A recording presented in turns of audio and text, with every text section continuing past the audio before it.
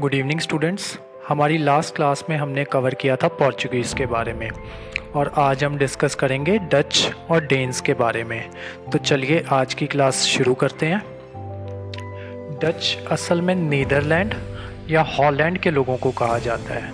तो जो सबसे पहली डच ईस्ट इंडिया कंपनी जो इस्टेब्लिश होती है वो होती है 1602 में।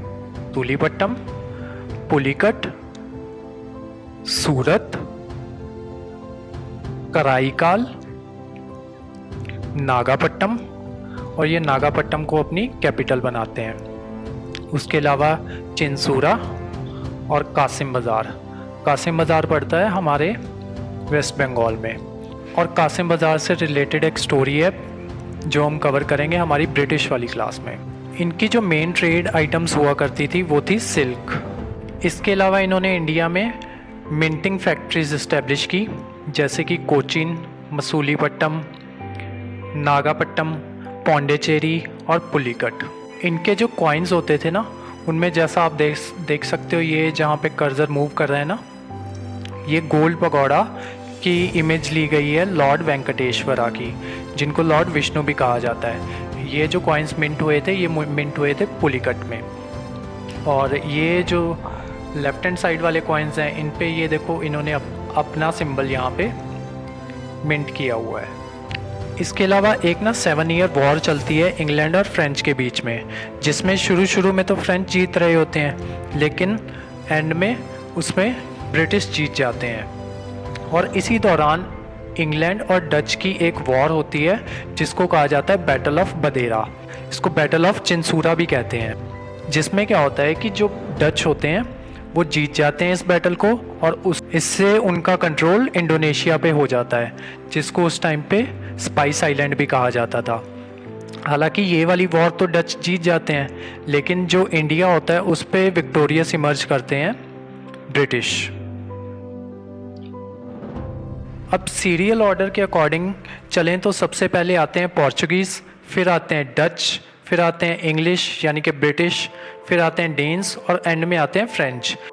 लेकिन ब्रिटिश से पहले हम ना करेंगे डेन्स, क्योंकि डच और डेन्स दोनों इतने इम्पॉर्टेंट नहीं है, but because I have taken the responsibility to get the topic done, so for the sake of that हम जो दोनों लीस्ट इम्पॉर्टेंट टॉपिक्स हैं उनको एक साथ कर रहे हैं। तो जो डेन्स थे ना, वो थे डेनमार्क के लोग। और Danes East India Company establish होती है 1616 में। और इनकी 2 इम्पॉर्टेंट फैक्ट्रीज थी इंडिया में, जिनमें से फर्स्ट थी त्रैंक्यूबार, जो कि तमिलनाडु में पड़ता है, और ये फाउंड हुई थी 1620 में। और जो सेकंड फैक्ट्री थी वो थी श्रीरामपुर में, और ये फाउंड होती है 1630 में। और इसी फैक्ट्री को डेन्स बनाते हैं अपनी कैपिटल।